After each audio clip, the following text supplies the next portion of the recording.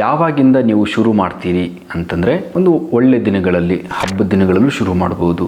ಅಂದರೆ ಒಳ್ಳೆ ದಿನಗಳು ಯಾವುದಿದೆ? ಒಳ್ಳೆ ದಿನಗಳು ಅಂದರೆ ಶನಿವಾರ, ಮಂಗಳವಾರ, ಅಮಾವಾಸ್ಯೆ ಅಥವಾ ಹುಣ್ಣಿಮೆ, ಈ ಥರ ದಿನಗಳಲ್ಲಿ ನೀವು ಶುರು ಮಾಡಿ. ಮೊದಲು ನಾನು ಹೇಳಿದ ಹಾಗೆ ಒಂದು ಮ್ಯಾಟ್ ಹಾಕ್ಕೊಳ್ಳಿ, ಅದರ ಮೇಲೆ ಒಂದು ಹಲಗೆ ಹಾಕ್ಕೊಳ್ಳಿ, ಅಥವಾ ಒಂದು ಹಲಗೆ ಇದ್ದರೂ ಸಾಕು ಕುತ್ಕೊಳ್ಳಿಕ್ಕೆ, ಅಥವಾ ಒಂದು ಮ್ಯಾಟ್ ಇದ್ದರೂ ಸಾಕು. ಒಂದು ತುಪ್ಪದ ದೀಪವನ್ನು ಹಚ್ಕೊಳ್ಳಿ. ಒಂದು ತುಪ್ಪದ ದೀಪ ಹಚ್ಕೊಂಡು, ಅನುಕೂಲ ಇದ್ದವರು ಮನೆಯಲ್ಲೇ ಇರ್ತೀನಿ ನಾನು, ಅಥವಾ ಮನೇಲಿ ನನಗೆ ಫೆಸಿಲಿಟಿ ಇದೆ ಅನ್ನೋ ಥರ ಇದ್ದರೆ ತುಪ್ಪದ ದೀಪ ಹಚ್ಕೊಂಡು ಅದ್ರ ಮುಂದ್ಗಡೆ ಕೂತ್ಕೊಳ್ಳಿ. ನಿಮಗೆ ಹನುಮಂತನ ಫೋಟೋ ಇದ್ದರೆ ಅನುಕೂಲ, ಅಥವಾ ವಿಗ್ರಹ ಇದ್ದರೆ ಆಯಿತು ಪರವಾಗಿಲ್ಲ, ಫೋಟೋ ಇದೆ ಆಯಿತು ಪರವಾಗಿಲ್ಲ, ಅಥವಾ ಫೋಟೋನೂ ಇಲ್ಲ ವಿಗ್ರಹನೂ ಇಲ್ಲ, ದೀಪ ಹಚ್ಕೊಳ್ಳಿ. ದೀಪನೂ ನಮ್ಮ ಕೈ ಹಿಡ್ಲಿಕ್ಕೆ ಆಗೋದಿಲ್ಲ ಪರವಾಗಿಲ್ಲ, ಸಂಕಲ್ಪ ಮಾಡ್ಕೊಳ್ಳಿ. ಭಕ್ತಿಯಿಂದ ಕುತ್ಕೊಂಡು, ಒಟ್ಟಿಗೆ ಕೆಳಗಡೆ ಏನಾದರೂ ಬೇಕೇ ಬೇಕು ಕುತ್ಕೊಳ್ಳಿಕ್ಕೆ.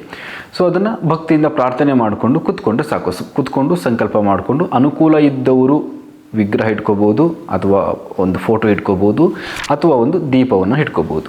ಇಟ್ಕೊಂಡು ಅದನ್ನು ಹನುಮಾನ್ ಚಾಲೀಸವನ್ನು ಪಠನೆ ಮಾಡ್ತಾ ಶುರು ಮಾಡೋದು. 9 ಹನುಮಾನ್ ಚಾಲೀಸವನ್ನು ನಿಮಗೆ ಇನ್ನೂ ಯಥಾಶಕ್ತಿ ನಿಮಗಿತ್ತು ಅಂದರೆ ಇನ್ನೂ ಹೆಚ್ಚು ಮಾಡ್ಕೊಳ್ಳಿ. ಸೊ 9ರಲ್ಲಿ ಕೆಲವೊಮ್ಮೆ ಲೇಟ್ ಆಗ್ತದೆ, ಹೇಳಲಿಕ್ಕೆ ಆಗೋದಿಲ್ಲ ಅನ್ನೋರು ಬೆಳಿಗ್ಗೆ 5 ಹೇಳಿ, ಸಂಜೆ 4 ಹೇಳಿ. ಸೊ ಇದರಲ್ಲಿ ಬ್ರಹ್ಮಚಾರ್ಯ ಪಾಲನೆ ಬೇಕೇ ಬೇಕು. ಬ್ರಹ್ಮಚಾರ್ಯ ಪಾಲನೆ ಯಾವುದು ಅಂತ ಬಂದರೆ, ಎಲ್ಲವೂ ಕೂಡ ಮಡಿ ಅಂದರೆ ಸಾಧ್ಯವಾದಷ್ಟು ನಾವು ಒಂದಿಷ್ಟು ಶುದ್ಧತೆಯನ್ನು ಕಾಪಾಡ್ಕೋಬೇಕು. ನಿತ್ಯ ಸ್ನಾನ ಮಾಡ್ಕೊಳ್ಳಿ. ಆದಷ್ಟು ನಾನ್ ವೆಜ್ ತಿನ್ನೋರೆಲ್ಲ ಕಂಪ್ಲೀಟ್ ಅವಾಯ್ಡ್ ಮಾಡಿ, ಬ್ರಹ್ಮಚಾರ್ಯ ಪಾಲನೆ ಮಾಡಿ. ಸ್ಮೋಕ್ ಮಾಡಬಾರ್ದು, ಡ್ರಿಂಕ್ಸ್ ಮಾಡಬಾರ್ದು. ಸೊ ಇದು ಯಾವುದೂ ಕೂಡ ಅಂದರೆ ಯಾವುದು ನಿಮಗೆ ತಪ್ಪು ಅಂತ ಅನಿಸುತ್ತೋ ಅದು ಯಾವುದೂ ಕೂಡ ಮಾಡಬೇಡಿ, ಸ್ಟಾಪ್ ಮಾಡಿ. ಸೊ ಮಾಡಿಕೊಂಡು ನೀವು ಶುರು ಮಾಡಿ. ನೀವು ಇಷ್ಟು ಆದಮೇಲೆ ಇನ್ನೂ ಒಂದೇನಪ್ಪ ಅಂತಂದರೆ, ಆ ಒಂದು ಸಂಕಲ್ಪದ ಸಮಯ ಒಂದು 21 ದಿವಸ ನೀವು ಮಾಡ್ತಿದ್ದೀನಿ, ಅಥವಾ ಒಂದು 9 ದಿವಸ ಮಾಡ್ತಿದ್ದೀನಿ, ಅಥವಾ ಒಂದು 48 ಡೇಸ್ ಮಾಡ್ತಾಯಿದ್ದೀನಿ ಅಂದರೆ ಉಗುರೆಲ್ಲ ಕಟ್ ಮಾಡ್ಕೋಬೇಡಿ. ಸೊ ಅದಾದಮೇಲೆ ಹೇರ್ ಕಟ್ ಮಾಡಿಸ್ಬಾರ್ದು. ಯಾಕೆ ಮಾಡಿಸ್ಬಾರ್ದು ಅದೆಲ್ಲ ಅಂತಂದರೆ, ಸೊ ಆ ಶಕ್ತಿ ಡಿವೈಡ್ ಆಗುತ್ತೆ ಅನ್ನೋ ಕಾರಣಕ್ಕೆ. ಸೊ ಒಂದು ಸಂಕಲ್ಪ, ನಿಮ್ಮದೊಂದು ಸಂಕಲ್ಪ ಆಮೇಲೆ ಆಗಲಿ, ಏನು ತೊಂದರೆ ಇಲ್ಲ.